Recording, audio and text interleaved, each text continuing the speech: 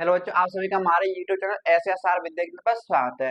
जैसा कि आज की क्लास में हम जो पढ़ने वाले हैं प्रश्नावली 5.3 के जितने उदाहरण दे रखे हैं उनको सारे को खत्म कर देंगे। ठीक है, तो सबसे पहला जो स्टार्ट है हमारा उदाहरण नंबर 11 से स्टार्ट है। अगर उदाहरण नंबर 11 की बात करें तो क्या बोल रहा है, तो ये बोल रहा है कि AP 8,3, के प्रथम 22 पदों का योग ज्ञात करना है।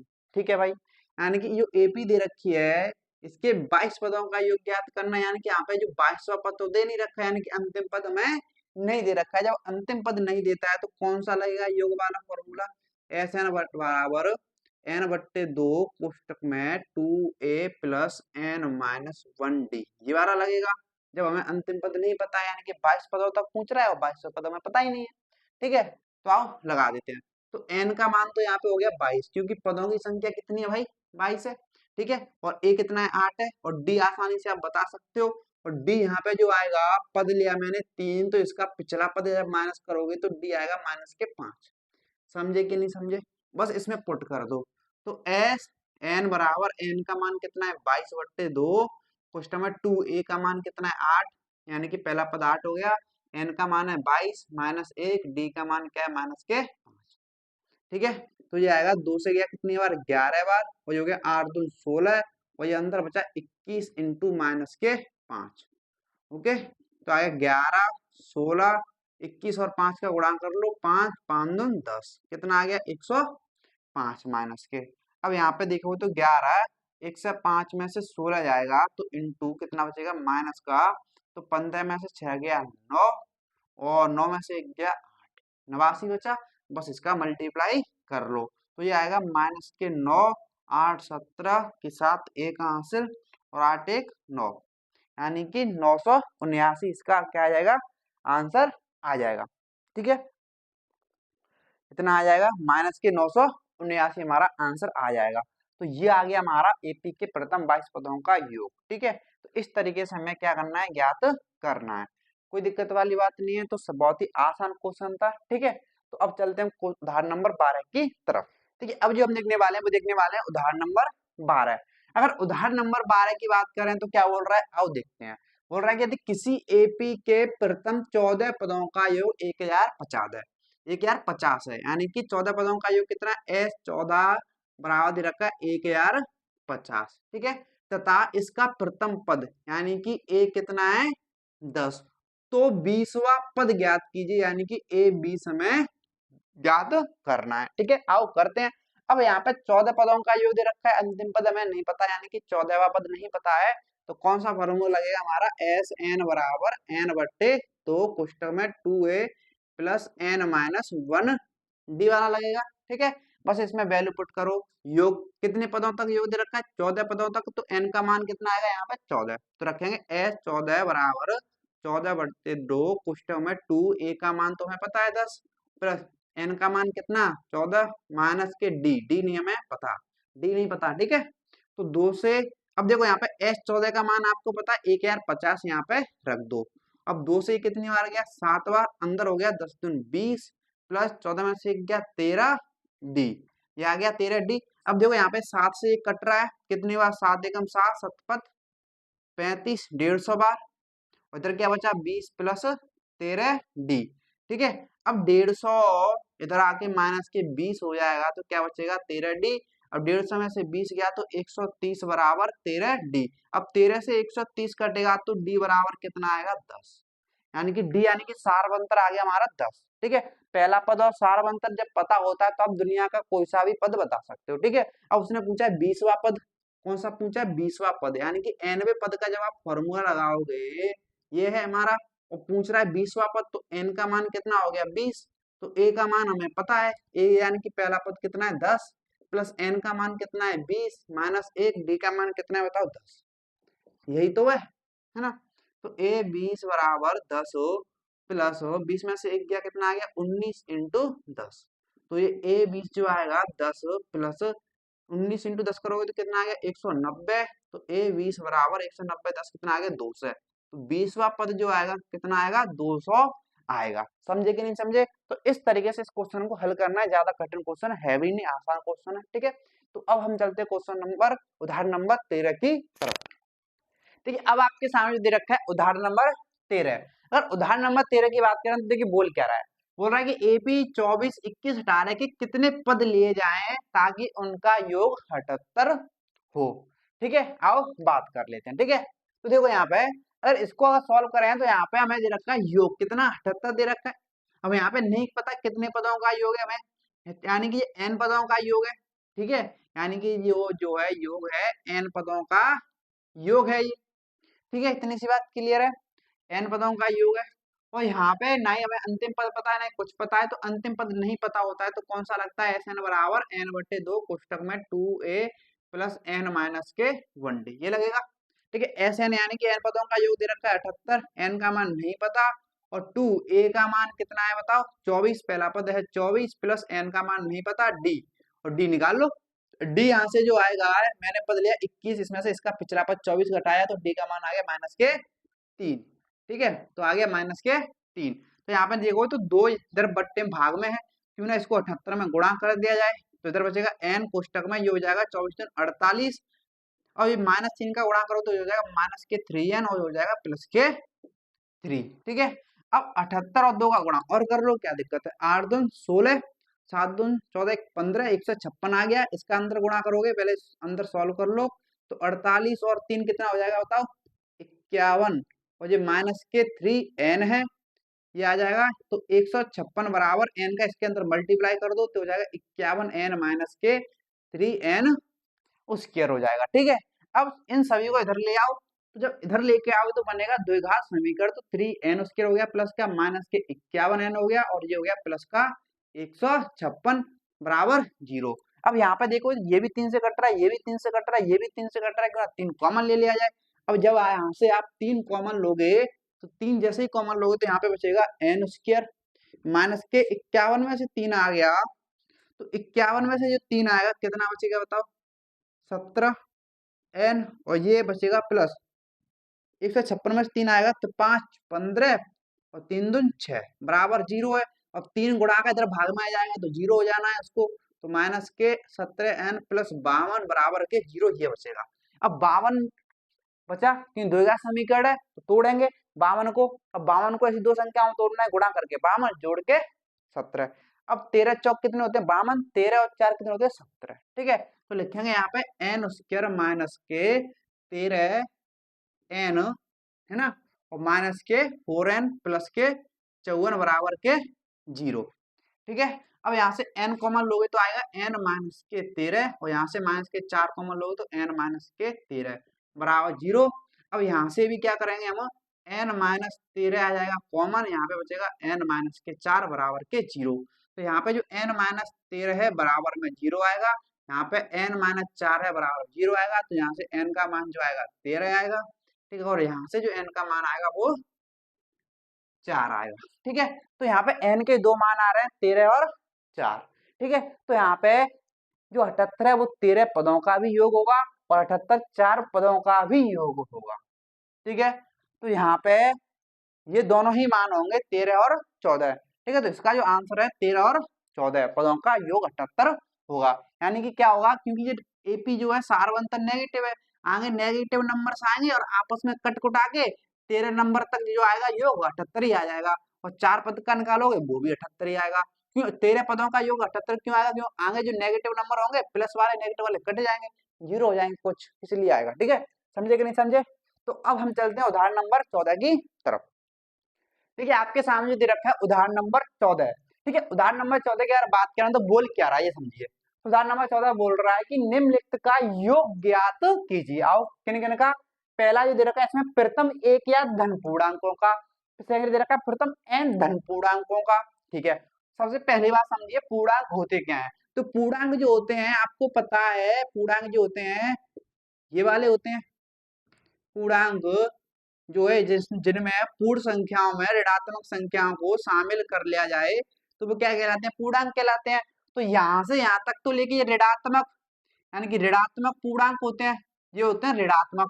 और यहाँ से यहाँ से तक जो होते हैं एक से लेकर अनंत तक होते हैं धन पूर्णांक, यानी कि धनात्मक पूर्णांक। और जीरो ना तो धनात्मक होता है ना ही ऋणात्मक होता है, बेसिक सी चीज है। तो धन पूर्णांक की बात कर रहा है तो एक से स्टार्ट होंगे, सिंपल सी बात है। समझे कि नहीं समझे, आओ देखो फिर। तो अगर पहले की बात करें इसमें, तो पहले को हल करते हैं। पहले में बोल रहा है कि प्रथम एक या धन पूर्णांक, तो पहले प्रथम धन, तो यानी कि शुरुआत से लिखोगे 1 2 3 4 5, इस तरीके से कहां तक जाना है, 1000 धन पूर्णांक लिखने हैं। कितने पूर्णांक लिखने हैं, 1000। तो 1000 लिखोगे तो 1000वां पूर्णांक तो भाई 1000 ही होगा। अगर मैं आपसे बोलूं कि प्रथम 5 धन पूर्णांक लिखो, तो प्रथम 5 धन पूर्णांक लिखोगे तो 1 2 3 4 5, 5 ही तक होंगे ना। ऐसे 1000 धन पूर्णांक लिखोगे प्रथम, तो 1000 तक ही होंगे ना। अब इनका योग ज्ञात करना है भाई। तो हमें पता है पूर्णांकों की संख्या कितनी है, कि कुल पूर्णांक कितने हैं भाई, 1000 ही बोल रहा है, 1000 तक ले रहे हो तो। और ये 1000 जो ही है, ये क्या हो जाएगा, अंतिम पद, क्योंकि 1000वां ही पद, क्यों 1000 धन पूर्णांक तक बोल रहा है, तो 1000 ही 11वां धन पूर्णांक होगा। ठीक है, ये अंतिम पद होगा। समझे कि नहीं समझे। और पहला पद आपको पता ही है 1, योग ज्ञात करना है, अंतिम पद पता है n/2, पुस्तक में a प्लस l लग जाएगा, सिंपल। तो लगा दो। s कितने पूर्णांकों का, 1000 धन पूर्णांकों का, n का मान 1000/2, और a यानी कि पहला पद 1 है, l यानी कि अंतिम पद 1000 है, और 2 से ये गया 500 बार, कितनी बार गया, 500 बार, और अंदर जो हो गया 1001 हो गया। ठीक है, अब बस इसका गुणा कर लो, गुणा करोगे तो आएगा 005005, तो ये आएगा 1000 धन पूर्णांकों का योग। तो इस तरीके से क्वेश्चन हल करना है, ज्यादा कुछ है ही नहीं इसमें। ठीक है, अब ऐसे इसमें सेकंड दे रखा है। अब सेकंड बोल रहा है कि प्रथम n धन पूर्णांक, तो हमें नहीं पता n यानी कितने। जैसे यहाँ पे पता है कि 1000 धन पूर्णांक लेने हैं, लेकिन यहाँ पे नहीं पता कितने लेने हैं। ठीक है, तो यहाँ पे जो होगा 1 2 3 4, ऐसे ऐसे कहां तक लेने, n तक लेने हैं। अब n तक ले रहे हो धन पूर्णांक, तो n तक ले रहे हो, जैसे 50 तक ले रहे हो, जैसे यहाँ पे ले रहे थे 1000 तक, तो 1000 1000 ही 1000वां धन पूर्णांक हो जाएगा। ऐसे यहाँ पे n तक ले रहे हैं, तो n ही n वां पूर्णांक हो जाएगा। ठीक है, समझे कि नहीं समझे। तो यहाँ पे n ही जो है यही हो जाएगा लास्ट पद, और n ही n पदों की संख्या होगी।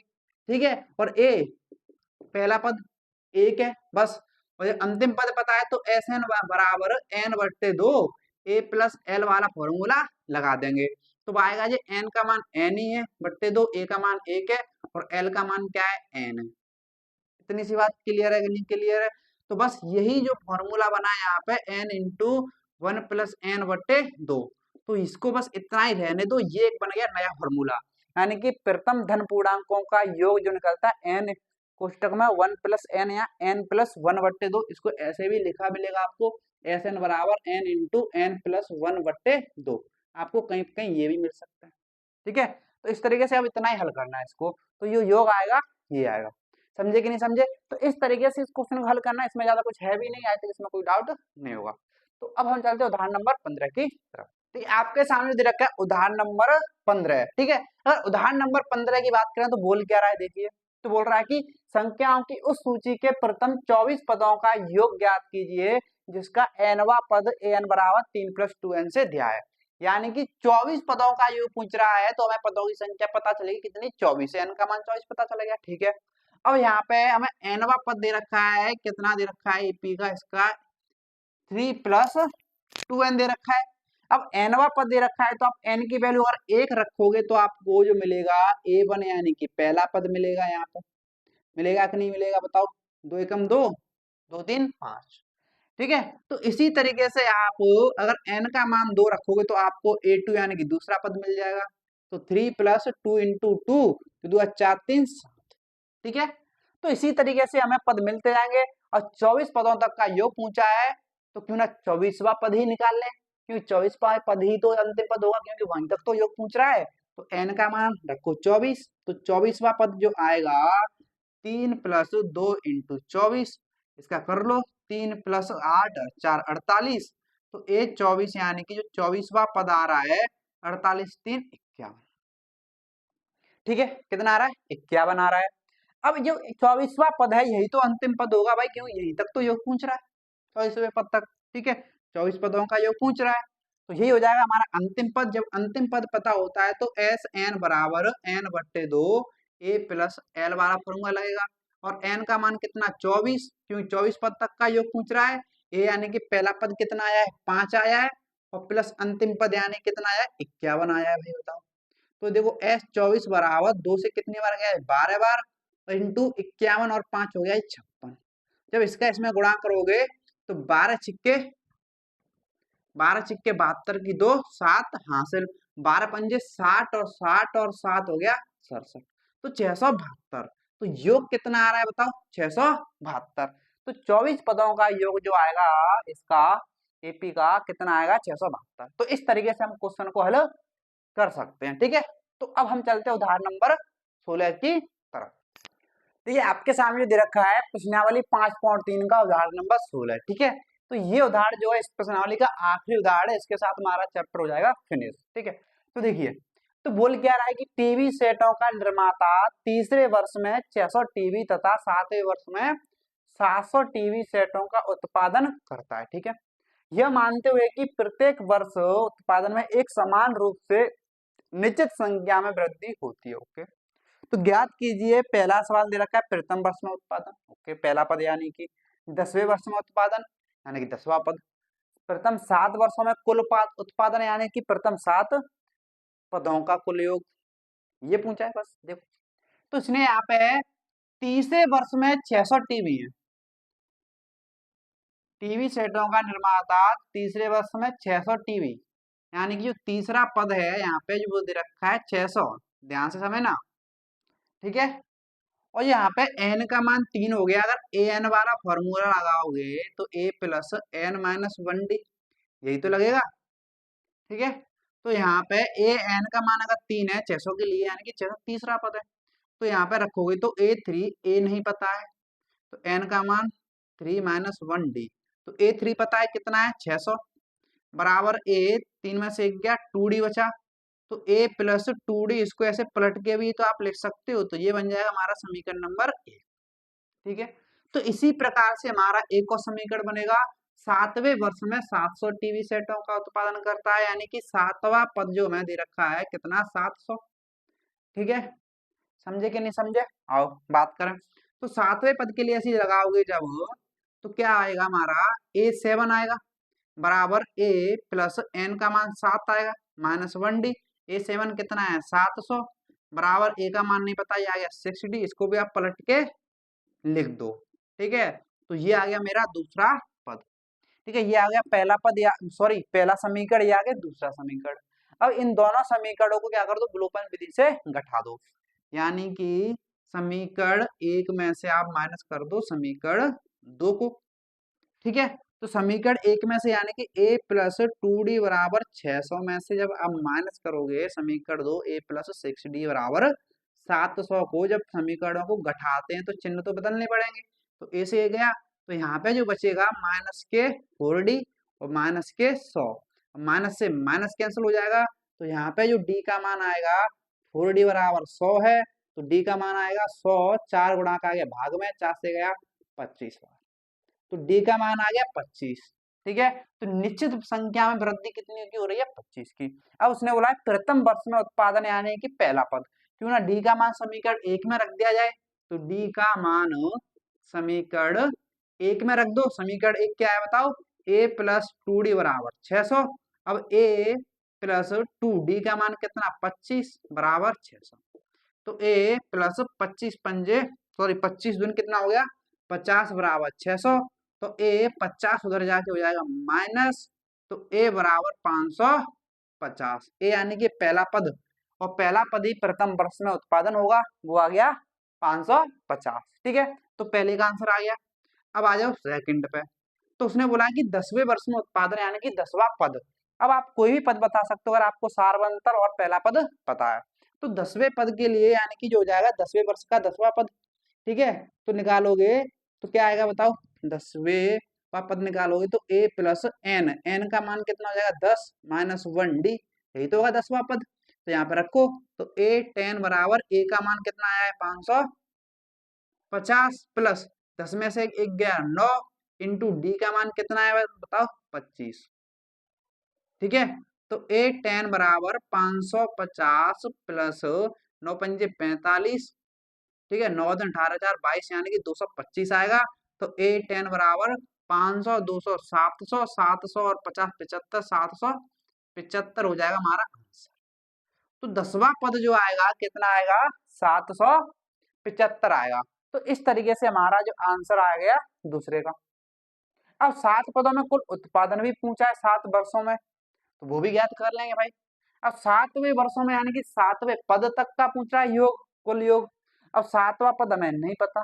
अरे 7वें, अच्छा भाई 7 वर्षों में कुल पद पूछ रहा है भाई, तो 7वां पद तो मैं दे ही रखा है भाई, 7वें वर्ष में देखो 700, तो अंतिम पद वाला फॉर्मूला लगाएंगे ना, तो अंतिम पद वाला फॉर्मूला लगाओ।